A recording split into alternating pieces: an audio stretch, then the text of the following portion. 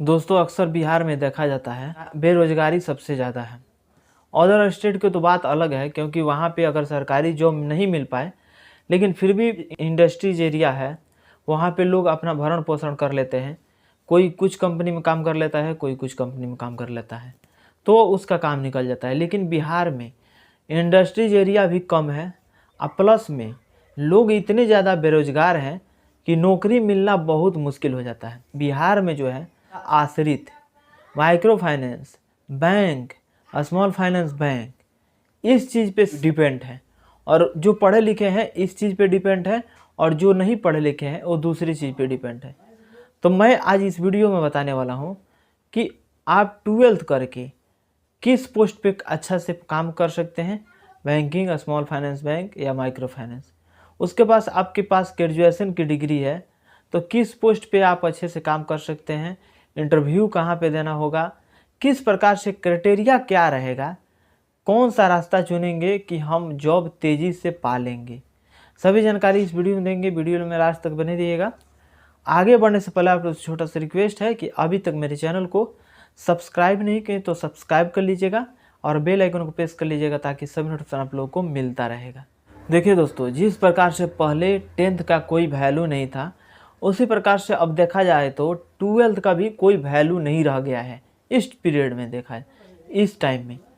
लेकिन 12th करके आप माइक्रो फाइनेंस में काम कर सकते हैं, स्मॉल फाइनेंस बैंक में काम कर सकते हैं, और बैंक में भी काम कर सकते हैं। किस प्रकार से आपको जॉब लेना है, सबसे पहले इसके बारे में समझिए, आगे हम ग्रेजुएशन के बारे में बता रहे हैं। सबसे पहले अगर आप 12th कर लिए हैं तो बहुत सारे जो स्टूडेंट हैं, लोग हैं जो कि माइक्रो फाइनेंस ज्वाइन कर लिए हैं। बहुत सारी कंपनियां हैं, स्वतंत्र हो गया, फुलट्रॉन हो गया, और बहुत सारी कंपनियां हैं जो कि माइक्रो फाइनेंस की काम करती है। तो उसमें फील्ड ऑफिसर के पोस्ट पे वो लोग काम कर लेते हैं, उनकी सैलरी भी अच्छी खासी मिलती है। लेकिन एक चीज़ मैं बात बता रहा हूँ कि अगर माइक्रो फाइनेंस में अगर काम कर रहे हैं या स्मॉल फाइनेंस बैंक में काम कर रहे हैं फील्ड ऑफिसर के पोस्ट पे, तो एक बात अपने क्लियर करके रख लीजिएगा कि टाइमिंग का कभी भी उसमें फिक्स नहीं रहता है। ये नहीं है कि आप 9 बजे जाए और 5 बजे चले गए, 10 बजे आए 6 बजे चले गए। इस प्रकार से टाइम का कोई उसमें लिमिट नहीं है। सुबह में जब आप फील्ड में निकलिएगा तो शाम तक, जब तक आपका कलेक्शन टोटल नहीं होता है तब तक आपको छोड़ा नहीं जाता है वहाँ से। ये अपने दिमाग में बैठा कर रखिएगा। टाइम का सबसे ज़्यादा माइक्रो फाइनेंस में दिक्कत है, बाकी कोई किसी प्रकार का दिक्कत नहीं है। हाँ, एक और दिक्कत है, थोड़ा प्रेशर रहता है। अगर कलेक्शन टाइम पे नहीं हो पाता है या कलेक्शन में लेट हो जाता है या कलेक्शन नहीं हो पाता है तो उस पीरियड में थोड़ा सा प्रॉब्लम होता है, थोड़ा सा डांट बात सुनना पड़ता है ब्रांच मैनेजर का।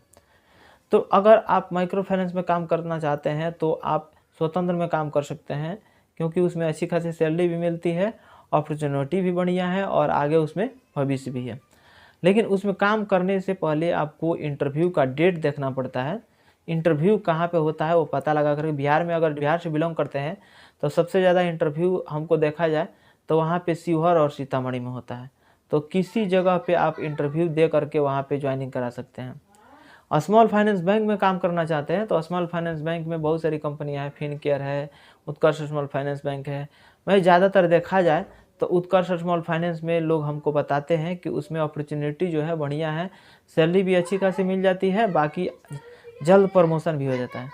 तो उसमें जो फील्ड ऑफिसर का रिक्वायरमेंट होता है, कभी भी उसमें वैकेंसी नहीं कि निकलता है फील्ड ऑफिसर के लिए कि आपको इस टाइम में वैकेंसी होगा। उसमें फर्स्ट सैटरडे और थर्ड सैटरडे हमेशा हर मंथ में उसमें इंटरव्यू होते रहता है। किसी भी नज़दीकी ब्रांच में जाकर के डिविजनल ब्रांच पूछ सकते हैं।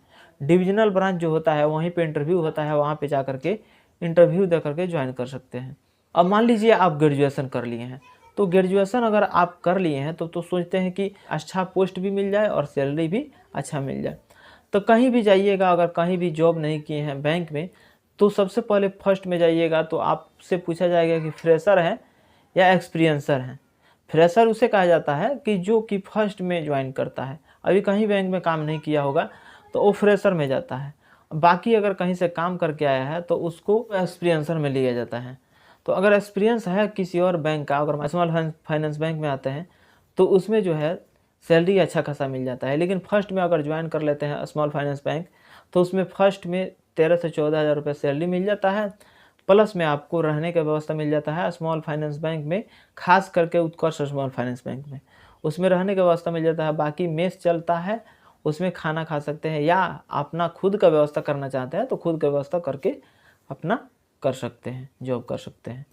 उसमें जो प्रमोशन होता है, अगर सीएसओ जो होते हैं, सीएसओ का जो प्रमोशन आता है बोम के पोस्ट पे होता है, ब्रांच ऑपरेशन मैनेजर, और उसमें सैलरी भी अच्छा खासा मिलता है। मैं ओपिनियन तो इसमें नहीं बता पाऊँगा, लेकिन उसमें जो कमाई होता है अच्छा खासा हो जाता है। आपको देखने में 13,000 रुपये सैलरी मिल रहा है, लेकिन आप उसमें जब जाइएगा तो उसमें आपको पता चल जाएगा कि किस प्रकार से अलग से इसमें कमाई हो जाती है।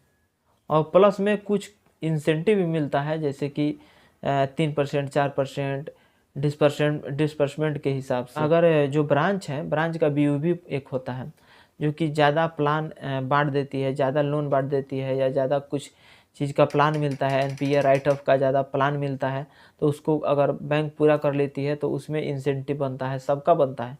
CO, CSO, BOM, BM, ABM, सबका इसमें कुछ ना कुछ इंसेंटिव बन जाता है।